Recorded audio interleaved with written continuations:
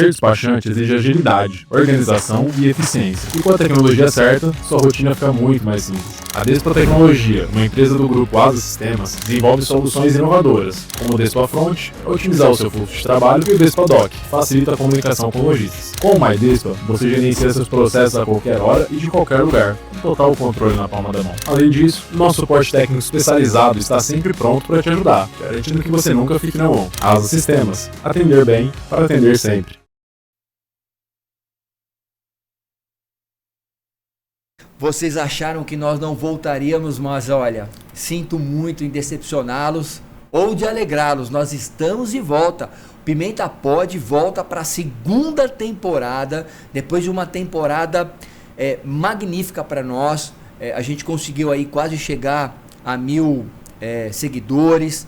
A gente já passou das 5.000 visualizações. A gente está com mais de 30.000 impressões no YouTube. Isso nos deixa muito feliz porque é resultado do trabalho da equipe aqui, do Grupo Sustenido, da minha produção, da Pimenta News Press e, óbvio, dos convidados que a gente traz aqui, que são muito legais, convidados que sempre têm uma história de vida. Eu, como um jornalista raiz, eu gosto de contar histórias. E sei que vocês se alegram, se animam com as nossas histórias. E hoje eu trouxe um cara que vocês vão se impressionar. Muitos talvez lembrem da época do auge dele como atleta profissional, mas hoje ele não só motiva novos atletas, mas também tem um trabalho bem bacana voltado para natação. Eu estou aqui com um cara que figura no Hall da Fama da Natação Internacional. Ele está na Galeria de Heróis da USP, tem títulos nacional, já foi atleta olímpico, e eu vou deixar para que ele se apresente. Igor de Souza, que prazer recebê-lo aqui. Muito obrigado por aceitar o meu convite. Não, obrigado, Pedro. É uma honra estar aqui. É sempre bom falar principalmente do esporte, eu acho importante. Então, quando me convidarem, estou sempre presente. Cara, eu achei assim bem bacana da sua parte, sua disposição, porque você aceitou o meu convite ontem. É verdade. Não é? Foi praticamente ontem, você deixou uma reunião importante para estar aqui com a gente, porque você entende que todas as oportunidades que a gente tem para falar do nosso trabalho, do esporte, é algo que é bom. Então, fico muito feliz. Eu queria já começar pedindo para que você conte um pouquinho da sua história. Você é aqui de Santo André, correto? Assim, Santo Começou André. a natação. Lembrando, galera, que a gente está falando aqui de natação em águas abertas. Eu pensava que era mar aberto e já fui corrigido. Não é mar aberto, é águas abertas. Conta pra gente um pouquinho quem é o Igor de Souza, para as pessoas poderem se localizar. Sou um andreense, né? Meus pais moraram ali perto do Aramaçã. E eu comecei no esporte lá no Aramaçã, jogava bola lá no famoso Dente de Leite e na natação, mas me apeguei muito mais à natação, tive um desempenho melhor na natação. Comecei como nadador de piscina, né? Primeiro sul-americano que eu fui aos 12 para 13 anos foi como nadador de piscina. E treinei até acabar o esporte aqui, né? Santo André foi, não sei se vocês lembram, mas Santo André era considerada a cidade do esporte. Sim. Ganhava os jogos abertos um atrás do outro e tudo mais, muito pelo apoio da prefeitura junto com a Pirelli, né? A Pirelli investia muito no esporte. Aí por mudanças políticas e tudo mais, a própria Pirelli, acabou o esporte, eu acabei migrando eu fui para São Caetano, depois para São Bernardo. Mas eu recebi bolsa, cheguei a estudar fora, cheguei a treinar fora, nos Estados Unidos durante um bom tempo. E aí eu migrei para águas abertas. Na verdade era nadador de piscina, mas eu ganhei uma prova que era de Caraguatatuba, Ilhabela. É uma prova que tinha famosa ali. E o saudoso Abílio Couto. Abílio Couto foi o primeiro brasileiro a cruzar o Canal da Mancha. Sim. Ele tem uma história muito bonita. E ele era o diretor da confederação e falou assim: Igor, você tem que nadar um mundial. Eu nem sabia que existia um mundial. E eu fui para esse mundial que a prova saía da ilha de Capri, na Itália, e chegava na cidade de Nápoles. Eram 37 quilômetros, né? E eu fui para essa prova. E eu já tinha pego seleção, já tinha nadado algumas provas internacionais. Com exceção de sul-americano, eu nunca peguei medalha em mundial, em Copa Latina, nada. E nesse mundial, primeiro da minha carreira, fiquei em quarto. Né? E aí eu vi que era o Era meu o- é o Não era caminho. o caminho, era a água que você queria. Era o caminho para poder fazer. Eu sempre gostei de treinar. E aí eu migrei para Águas Abertas. Foram 17 anos nadando no circuito mundial. Nesses 17 anos eu sempre fui top 10, né? 2 anos eu ganhei como líder, como campeão mundial, como líder do circuito, desculpa. E ganhei inúmeras provas. Eu fui o primeiro não norte-americano a ganhar a travessia de Manhattan, que é a volta na ilha de Manhattan. Sim. Ganhei algumas provas na Itália. Bom, em suma, inúmeras provas pelo mundo. E como é que você chegou na seleção brasileira? Na verdade, você tinha alguma seletiva. Como atleta, você está falando? Sim, Como sim. atleta. Em piscina, você tem que fazer o índice, né? Existe um tempo mínimo para fazer e os 2 melhores dentro desse tempo são convocados para a seleção brasileira em piscina. Em águas abertas é uma seletiva. Eles escolhem uma prova, mais ou menos similar ao que você vai para uma competição sul-americana, mundial, o que seja. E ali os 2 melhores são classificados, né? E eu me classifiquei desse jeito para essa. Quando eu fui a primeira vez para Caprinápolis, foi porque eu ganhei a Caraguá Ilhabela. Eu fui o primeiro colocado e o Abílio Couto convidou o primeiro e o segundo colocado para participarem dessa prova. Fomos convocados, né? Foi a primeira vez que eu fui convocado para Águas Abertas. Então a seletiva é assim. Depois disso já não. Além das seletivas que você representa o seu país, existe um circuito mundial igual ao tênis, né? No meu período eram 17 provas que corria o mundo inteiro em 17 semanas. Toda semana eu estava num país, numa competição diferente. E você vai somando pontos. Aí os melhores classificados é que faziam o ranking mundial, né? Então chegava, as provas começavam, por exemplo, na Itália, tinha 2 ou 3. Da Itália você pegava um avião, ia para o Canadá, nadava mais 2 ou 3, descia para os Estados Unidos, mais 2 ou 3, México. E depois ia ou para a Austrália ou voltava para a Europa, dependendo do calendário. Mas eram 17 provas em 17 semanas, em que a menor prova era 25 quilômetros. É daí para cima. É uma vida, assim, bem agitada, né? E eu fico pensando, a pergunta que eu vou te fazer agora, provavelmente vai servir para as pessoas que querem entrar no mundo do esporte, independente de ser a natação, porque eu sei que existem muitos obstáculos. E o principal é a falta de verba, né? Como é que você superou isso? Até porque, quando você começou, a questão do marketing, de pagar atletas, se não era zero, era baixo. Bem baixo. Isso hoje deve ter mudado, talvez um pouco para melhor. Mas como é que você superava essas dificuldades de grana, de tempo? Como é que você fazia? Era bem caseiro mesmo, né? Pra você ter, acho que o maior salário que eu tive como atleta foi um salário mínimo quando eu nadei pro São Caetano. Era um salário mínimo mesmo. Eles colocavam a gente como monitor, né, na prefeitura e recebiam um salário. É uma prestação de serviço para poder ter uma grana. Isso, mas era um salário mínimo. O circuito mundial tinha premiações em dinheiro. Então, depois que eu comecei a nadar o circuito, me sustentou. Mas antes de eu ir para o circuito, por exemplo, essa competição para a Itália, quando foi meu pai era professor no Senai, ali na Júlio de Mesquita.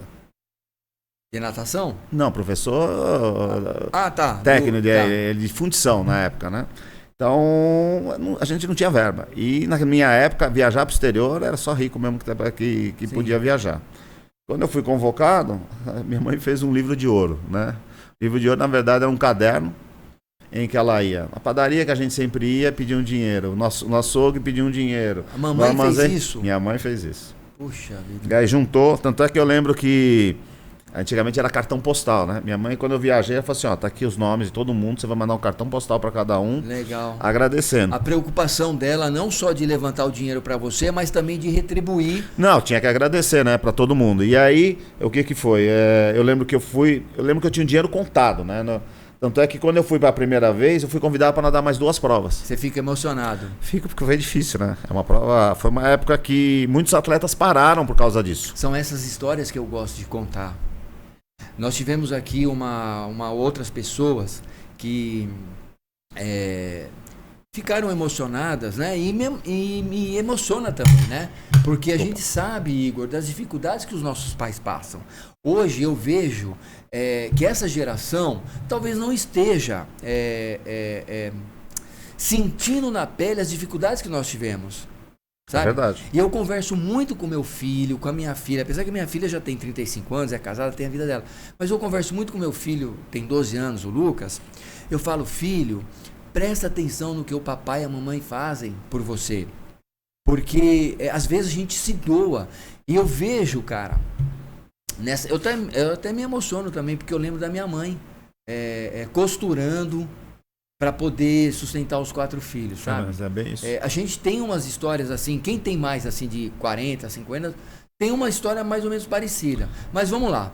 E aí, ela fazia com que você Não, ela escrevesse cartão postal. Ela me passou uma lista, né? E eu tinha que, com os endereços, tudo, e eu tinha. Falei assim, ó, você chega lá, você compra os cartões postais e escreve da sua mão, agradecendo todos os apoios. Então, sei lá, era 30, 40 cartões Será postais. que tem alguém ainda com esses cartões? Porque isso é relíquia hoje, hein? Ah, não sei. Depois não que sei. você foi... Poxa vida, se eu tivesse um cartão hoje, eu ia falar assim, olha, esse aqui, cara, um atleta olímpico internacional, né? O cara hoje é referência no esporte. Você se vê, ô Igor, hoje como uma referência no esporte? Da natação? Eu Até porque depois a gente vai falar um pouquinho do seu trabalho hoje. Mas hoje você se vê como uma referência para quem está começando. E aí eu vou falar o nome, tá? Eu já pedi autorização para você nos bastidores de uma pessoa que quem está nos assistindo nem sequer imagina que foi você que bancou ela pro presidente do Santos Futebol Clube. Ó, segura aí que tem emoção ainda para chegar, vai. Você se vê como referência? Ah, sim, porque na verdade eu me doei depois, principalmente quando eu parei. Você parou em que ano? Minha última competição internacional 2002, assim, eu nunca parei de nadar. Tá. Né? Mas assim, eu abandonei o circuito mundial em 2002. Tá. Eu tava com 39 anos. Você abandonou o circuito, mas o circuito não te abandonou, Não. porque eles vivem te chamando. Não, eu tive na Olimpíada agora, né? Tá. E muitas das pessoas que hoje são técnicos ou são dirigentes são E pessoas... você esteve com ela? Tive, lógico, eu fui pra Cara, lá. segura aí que você já vai saber quem é essa pessoa que a gente tá falando. Ah. Você vai se surpreender. Manda. Mas eu sou uma referência porque, apesar do Abílio Couto ter me indicado a primeira prova, ele era dos anos 50, então ele não tinha muito conhecimento nos anos 80 disso. E eu fui cru, né? Muita gente fala, nossa, você ganhou muita coisa. Eu falei, faz a lista do que eu perdi, né? Eu perdi 3 vezes mais, eu errei 3 vezes mais do que eu acertei. E porque eu não tinha referência, eu não tinha orientação. E depois que eu parei e assumi inclusive a seleção, meu objetivo era orientar os atletas para não passarem as dificuldades que eu passei. A maratona aquática é uma prova de estratégia, é uma prova de adaptação em cada local. Por exemplo, você tem locais em que você nada por exemplo, em Santa Fé, na Argentina, a água é 32 graus, é água muito quente. No Canadá é 12 graus. Então você tem que se adaptar, você tem que treinar, são estratégias diferentes, são técnicas diferentes. E eu aprendi apanhando, né? Apanhei um monte para poder. Então, quando eu assumi, eu falei, não, eu não vou fazer ninguém sofrer o que eu sofri. Por causa da dificuldade. Que legal. E quais são as diferenças técnicas para um nadador de piscina olímpico e um nadador olímpico de mar aberto? A técnica de nadar é um pouquinho A diferente. água é mais densa, para começar? Não, tem diferença da água? Não, tem. A piscina é algo seguro. Você pode nadar no Brasil, na Itália, no Japão, em qualquer lugar, é a mesma piscina. Tá, é isso aí. É isso. Você... É padronizado. É padronizado. Em mar, velho. Não, eu nadei 4 vezes Manhattan, nadei 8 vezes Capri e Nápoles, e cada ano é uma característica. Apesar de eles marcarem os recordes de tempo, mas você não pode... Eu sempre falo, não adianta você pensar no recorde, porque você depende das condições do mar. Então, apesar da distância ser a mesma, você pode fazer e acontecer, olha... Eu vou a dar época também do traje. das estações. Ah, bom, tem as estações... É que a gente sempre faz no verão, né? Porque sempre tem que ser no verão. Você tem as provas no hemisfério sul, que é sempre janeiro, fevereiro, né? E no hemisfério norte, que é junho, julho e agosto. Mas o mar é o mar, então você pode pegar vento, a correnteza está mais forte, tem uma série de fatores. Então, essa é a principal diferença. Eu acho que ainda tem uma principal diferença para nadador de piscina e nadador de mar. E eu vou dizer para você qual é. Fale. Tubarão. Como é que vocês têm coragem de nadar num lugar que vocês não sabem? Eu não sei se todo mundo batendo o braço ali acaba espantando o tubarão. Mas vocês nunca pensaram nisso? Você nunca pensou nisso? Não, já. Seus pais nunca falaram assim, você é louco, vai ser mecânico, vai ser jornalista, você vai nadar no mar que tem tubarão? Não, minha mãe quando eu ia viajar e nadava essas provas, todo dia da prova ela ia pra igreja rezar. E meu pai já não. Meu pai sempre me incentivou, meu pai... O seu pai falava assim, se um tubarão comer ele, o problema é do tubarão. É brincadeira. Não, mas meu pai foi nadador, né, quando Foi. era novo. Ele nadava, antigamente tinha uma prova que era no Rio Pinheiros. Saía lá do... Rio Pinheiros, aqui o nosso? O nosso era. Ele nadava? Nadava, mas era limpo, né? Que Saía... ano isso? Você lembra mais ou menos? os anos 40. Meu pai nasceu em 28, deve ser nos anos 40. 40. Nos anos 40. Tá. Se você procurar lá no Pinheiros, Esporte Clube Pinheiros, tem fotos dessa época e tudo Tá. mais do pessoal fazendo essa prova. Então ele sempre me incentivou. E eu nunca pensei, confesso que eu nunca me preocupei muito com bicho, com essas coisas. Eu me preocupava com os adversários. Já vi tubarão. Teve uma vez na Itália que um tubarão chegou muito próximo da gente. Da turma que tava Que tava nadando. ali, né? E até o cara falou, tem um tubarão. E aí eu falei assim, eu até lembro dos atletas. O James, o Cláudio e o Paul, eles pararam, eram os que eu tava disputando, né? Não, estão todos nadando. Eu falei, então eu vou nadar. A competição. É, competição. O tubarão que escolhe alguém. Espero que não seja eu. Não, como eu era o menor, não sou alto, eu era o baixinho, e eu tinha os americanos, dois caras branquinhos grandes, eu falei, o tubarão vai comer carne branca, né? Grandão, vai naqueles ali. Mas não paramos. Né? E, olha, mas dificilmente tem casos com tubarão, nunca vi. Eu nadei, que é Catalina, né? Que é em Los Angeles, onde tem muito tubarão branco, também nunca vi. Né? Você falou uma coisa que eu percebi aqui, que eu também agora, com a sua fala, é algo que também que dá para diferenciar um pouquinho mais nadador de piscina para mar aberto. Você falou do seu tamanho, os outros eram maiores. Na natação piscina, geralmente eles têm o mesmo tamanho e são grandes. Sim. Eles ficam ali na faixa dos 2 metros. Somente os velocistas. Exatamente. Agora, para mar aberto, isso não é diferença. Não. Tanto é que do meu tamanho, vários já foram campeões do circuito mundial, como também atletas mais altos já foram campeões do circuito, né? Por que eu gosto também de maratonas? Eu gosto de jogar xadrez, então é igual um jogo de xadrez. Cada prova é uma estratégia. Então, cada prova você tem que perceber quem são seus adversários, você acaba conhecendo se aquele ali tem mais resistência ao frio ou não. Estuda a persona. Então você faz a sua estratégia, né? Hoje um nadador de águas abertas, somente nessas competições a nível mundial, você estuda, né? Você vai ver como é a prova. Tem a tecnologia que ajuda bastante vocês, né? Hoje ajuda bastante. Mas é muito das características. Cada um tem uma personalidade, então depois de alguns anos competindo, cada um conhece a sua personalidade. Então você sabe onde você pode atacar melhor e tudo mais, né? Então é assim que é feito. E qual é a sua vantagem, o seu diferencial em relação aos outros quando você competia? Eu tenho vantagem e desvantagem. Minha maior vantagem... O tamanho eu já vi que é desvantagem. Não, mas como é uma distância longa, né? Você só nada, você não luta nenhuma arte marcial. Não. Então não corre o perigo. Não corre. Mas assim, eu falo a minha vantagem e a minha desvantagem. Por incrível que pareça, eu sempre tive tolerância ao frio. Eu até falo que é muito por causa do aramaçã. Né? Porque no aramaçã eu já nadava, eu era o atleta, chegou uma época que eu era o mais forte da equipe, né? Tá. E era um atleta que era convocado e disputava os brasileiros, disputava medalha e tudo mais, só que a piscina não era aquecida, né? E você tinha que treinar o ano inteiro. O ano inteiro. Enquanto todo mundo às vezes nadava 1.000 metros no máximo, eu nem treinava, porque a água era muito fria, eu nadava meus 7, 8, 9, 10 mil metros, porque eu queria ganhar medalha. Sim. A minha esposa é fã de nadar em piscina, ela nada 1, 2 horas se deixar. Eu não consigo nadar 5 minutos numa piscina. E olha, quando pequeno, a minha adolescência, ali entre os 12 e os 15 anos, foi lá no Riacho Grande. E lá tem as piscinas. As piscinas não, a represa. Eu e os garotos de lá, nós atravessávamos a represa. Às vezes a gente ia e voltava, mas é uma coisinha nada comparado ao que você fazia no Canal da Mancha, que é outra coisa que daqui a pouco você vai saber o que esse cara fazia de loucura. Pera aí. E aí, quando eu vejo esse esforço, cara, desses nadadores de mar aberto, eu fico pensando, o cara ele luta contra a onda, contra o vento, contra tubarão, a resistência que ele tem que ter, esse preparo, você trouxe então desses treinos que você fazia Brasil afora.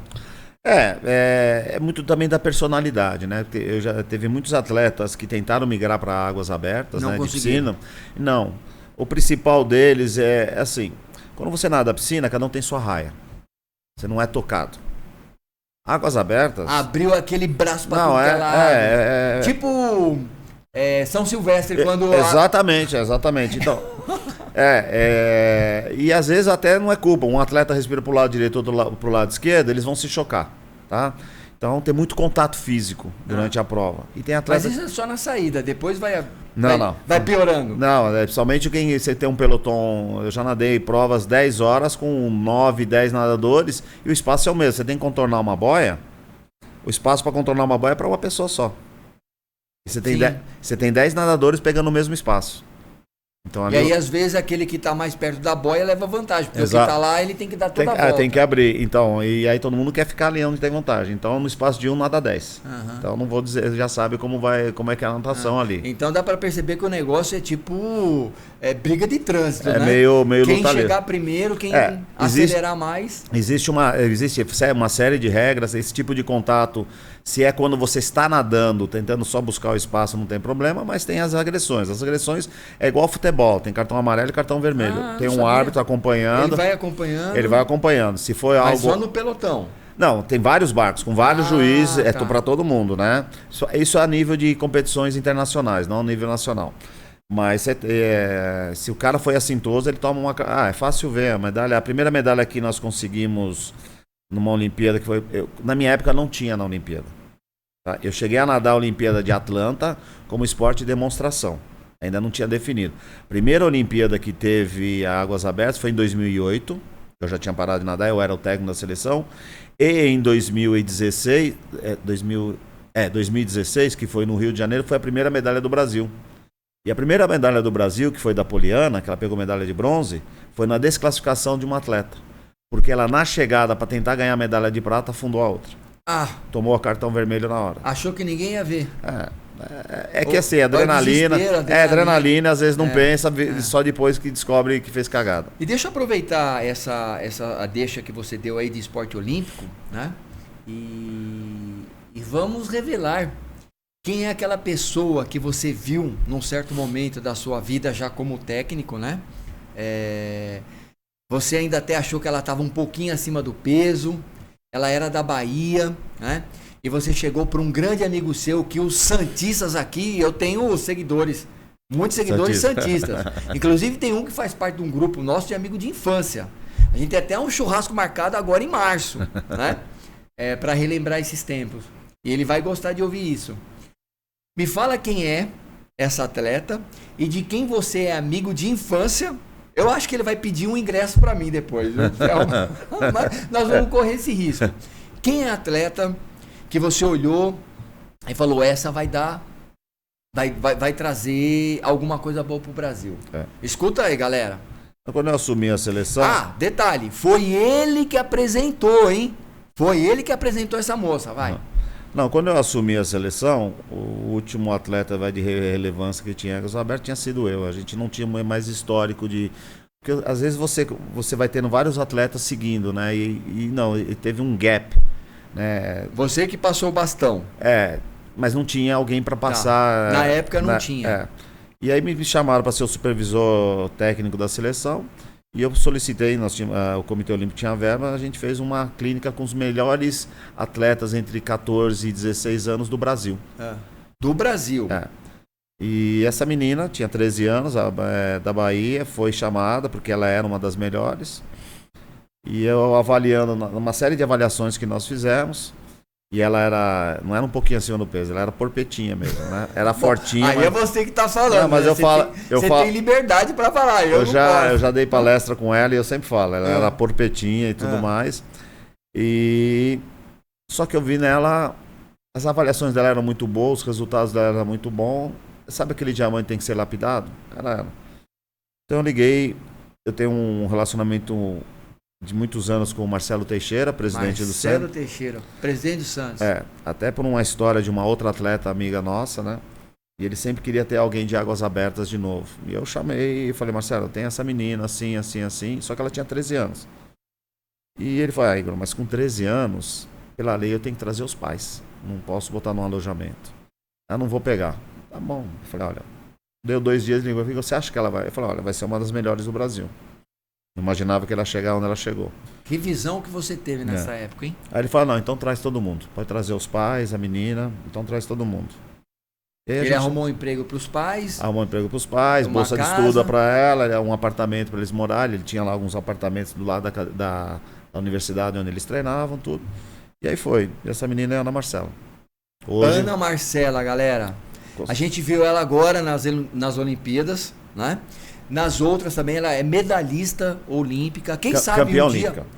Campeã olímpica. É. Quem sabe, né? Um dia você não intermedia uma vinda dela aqui no nosso podcast. Pode ser, quem sabe, quem sabe. E aí, como é que foi esse processo dela, da Ana? Porque eu sei que tem outros atletas que você formou, mas acho que a Ana deve ser a de maior expressão.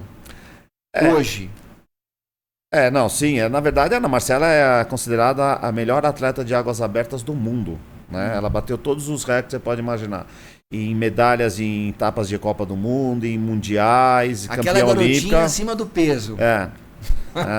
Mas era eu tenho uma teoria que muitas vezes eu já cheguei a falar, dei palestra já em algumas universidades e a gente sabe falar muito disso.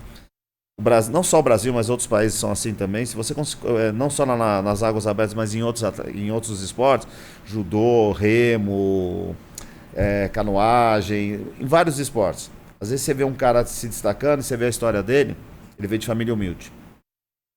Então ele vê no esporte a chance de se superar, não só financeiramente, mas... mudar de vida. Exatamente, ter um opções, estudo e tudo mais. Né? Queira ou que não, a Ana Marcela entrou lá para fazer o ginásio, bolsa de estudos, fez o colégio no Colégio Santa Cecília e fez a faculdade. Ela formou em Educação Física pela Universidade de Santa Cecília. Além de tudo isso, os pais tiveram a oportunidade também de estudarem. Os pais eram formados em Educação Física, mas o pai eu sei que se formou depois em Direito com uma bolsa da Universidade de Santa Cecília. É o que cuida hoje dos negócios da filha, Puxa, né? Também mudou a vida dele. Mudou a vida da família. E caramba, isso não é só... Isso foi o Marcelo que proporcionou. Sim, o Marcelo que deu essa oportunidade para ela. É legal falar isso, porque às vezes a gente vê a pessoa lá... e só tem assim o ataque, né? De repente das pessoas, o cara. Mas olha só, uma coisa que ele fez, ele mudou a vida de uma família. E quantas outras ele não isso que eu ia falar. Ele é um apaixonado por natação, ele investe muito na natação, né? Ele tem vários atletas da seleção brasileira, né? Então, recentemente tem o Guilherme Caribé, no último Mundial agora, ele pegou 2 medalhas de prata no 50 e 100 livre, bateu o recorde de César Cielo, nos Estados Unidos. E é um atleta hoje da Universidade de Santa Cecília. Também era da Bahia, coincidentemente também era da Bahia. Mas é um cara que investe e gosta muito da natação, né? É aquele que vai para o campeonato, mesmo com todas as correrias dele. Ele é reitor da universidade, agora presidente do Santos, mas tem os campeonatos nacionais, que é o Troféu Brasil, que a gente chama de Troféu Maria Lenk e o Troféu Vinho. Ele está lá sempre assistindo, ele faz questão. É um apaixonado, né? Um apaixonado pelo esporte. E teve essa graça de ter a Ana Marcela como atleta durante todos esses anos, né? E hoje ela é a melhor atleta do mundo, não é do Brasil, é do mundo, né? Entendi. Agora, eu fico pensando em todos esses itens, essas questões que você levantou aqui, mas eu ainda tenho uma dúvida em relação ao Canal da Mancha, né?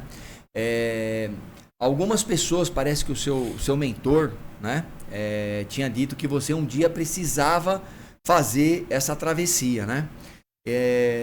Eu posso dizer que essa travessia seria assim, não vou dizer o ápice da carreira de um nadador olímpico, porque deve ter outros lugares mais instigantes, talvez, ou mais importantes para você atravessar. Mas aqui o Canal da Mancha é histórico, né, para a humanidade. O Canal da Mancha foi palco da Segunda Guerra Mundial, hoje é palco de briga ali, né? Para quem quer sair da Europa, enfim. O que é que levou você a fazer essa travessia? Eu já sei, mas eu gostaria que você contasse aqui para os nossos seguidores o que levou você a fazer. Até porque você não pensava em fazer. Não, quando eu comecei a nadar o circuito mundial, eu queria ser campeão do mundo. Queria ganhar provas, queria disputar.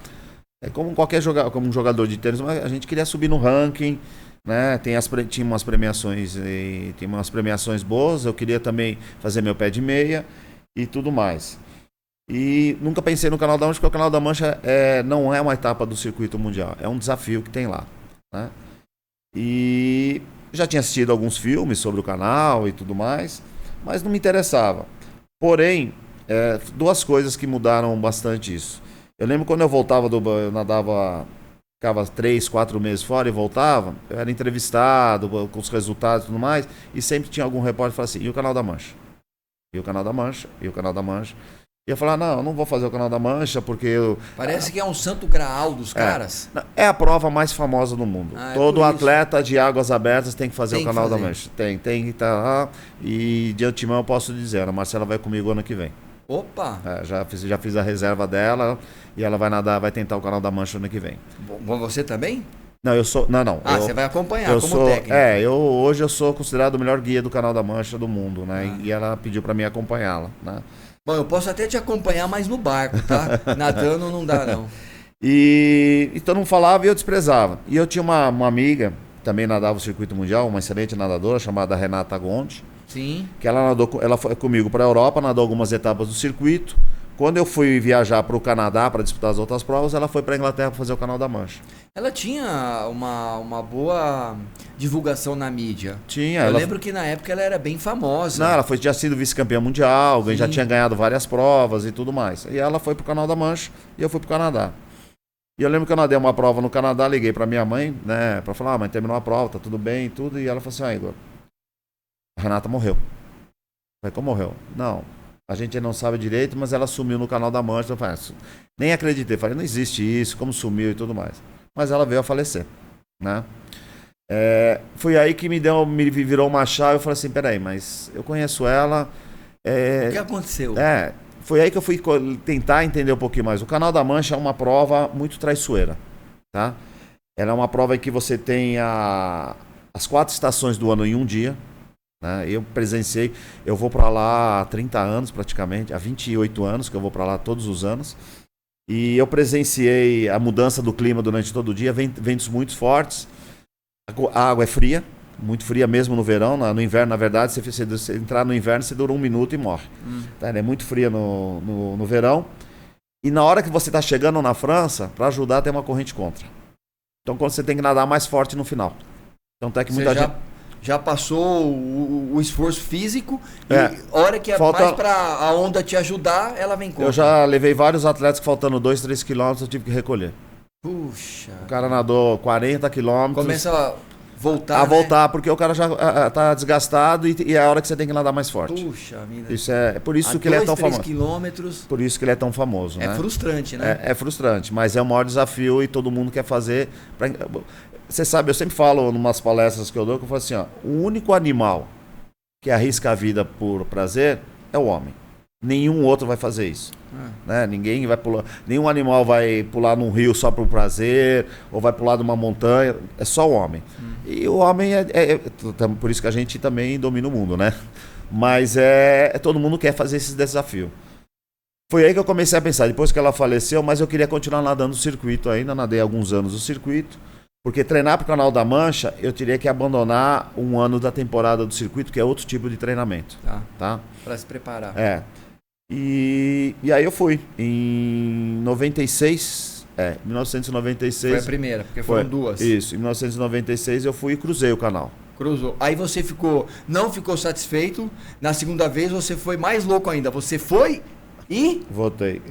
Gente, vocês acreditam num negócio desse? O cara foi e voltou, mano. Mas é porque assim, eu ainda estava com o espírito competitivo e o Canal da Mancha é uma competição. Sim. Ela só não é uma competição comum. Eles pegam os melhores resultados do ano e tem lá uma premiação depois. E eu era um dos melhores do circuito mundial. E eu fui para lá e eu fiz um tempo que eu achei uma merda.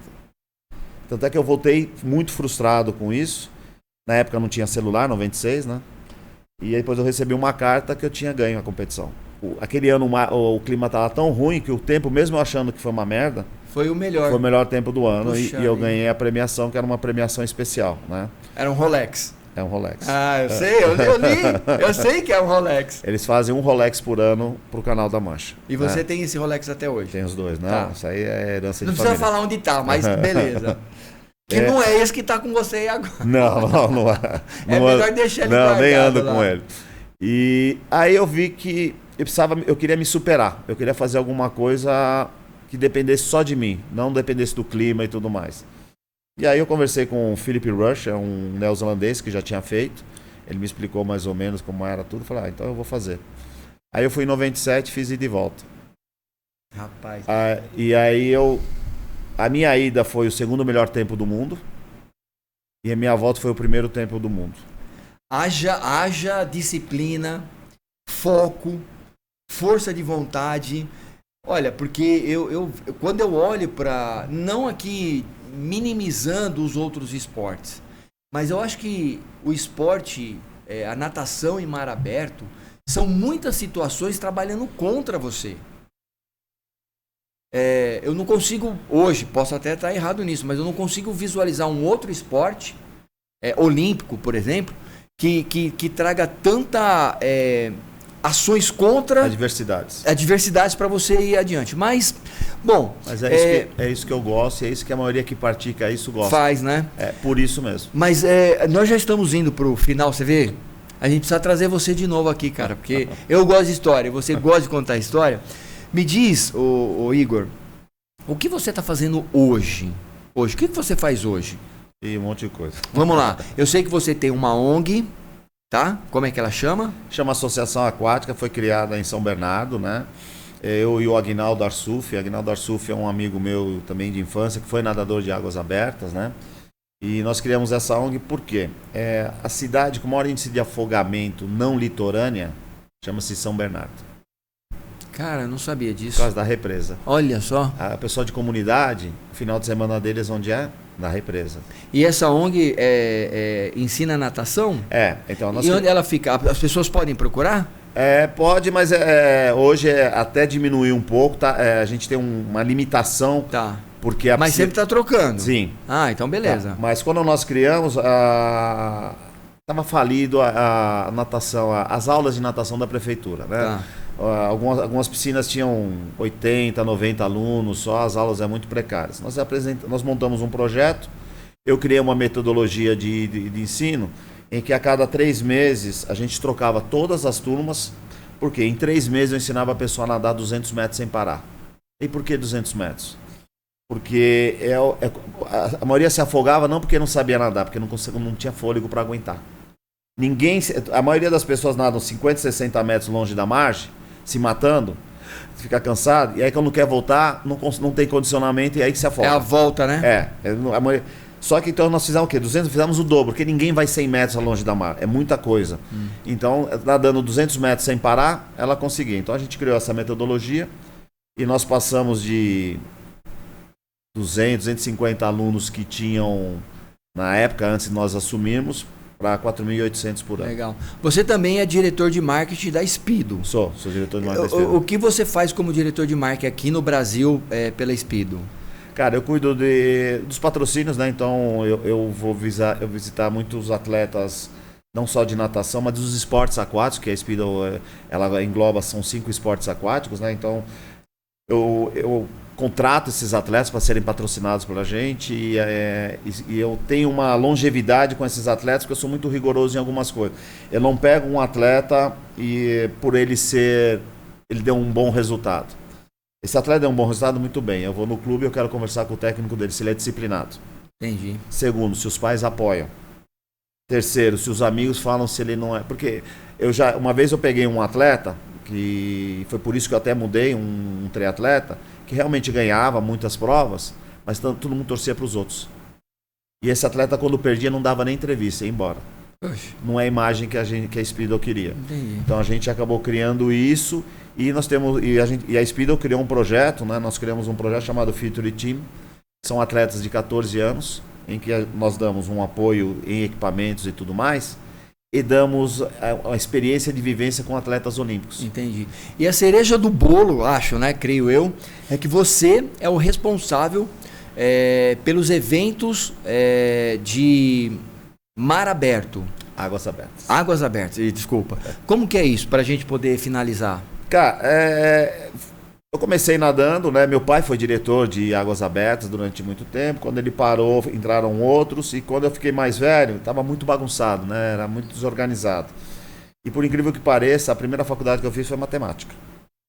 E eu trabalhava com computação.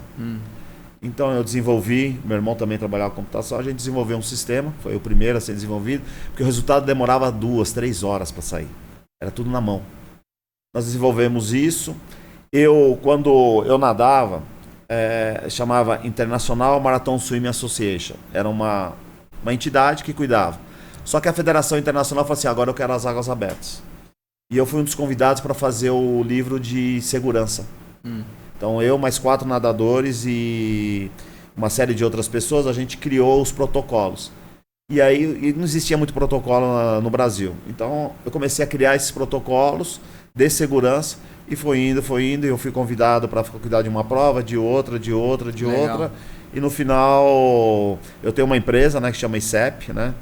E que acabou assumindo um monte de eventos pelo Brasil e até orientando outras pessoas a fazerem. E hoje todo mundo acaba seguindo essa norma de segurança. Legal.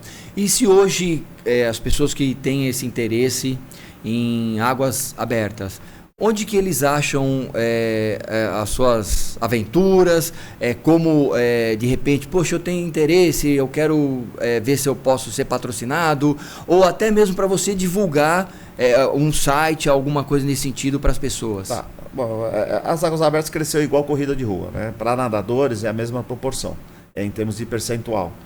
Hoje o atletismo mesmo de pista quase você não vê público, mas nas corridas de rua tem, sim, final de semana 3, 4 mil pessoas. Então, a mesma coisa, na proporcionalidade é a mesma coisa. Nas competições de piscinas é um público muito mais restrito e atletas mais restritos, mas nas águas abertas porque ela é mais democrática, né? O objetivo do pessoal é terminar. Então, quem quer praticar, vai para uma academia e tudo mais, aí existem vários sites. Eu falo que é www.maratonaquatica.com.br. Lá tem um calendário com as orientações, né, da maioria das inscrições provas. E tudo mais. Tudo ali você tem esse calendário. Em termos de patrocínio, hoje a Speed a gente só patrocina atletas de seleção, né? Porque o volume é muito grande, né? Imagino. Uma vez ou outra a gente acaba apoiando algum projeto social, mas o objetivo principal é os atletas de seleção mesmo. Beleza. Bom, antes de terminar, gente, vocês estão vendo esses livros aqui, né? Eu vou mostrá-los, tá? Essa câmera, né? Olha, são livros da minha autoria, tá? Ele, Vocês e Eu foi o primeiro. Crônicas do Coração, o segundo livro. Cenários da Alma, tá aparecendo lá, tá lá. Cenários da Alma. E o último, 7 Dias com Jesus.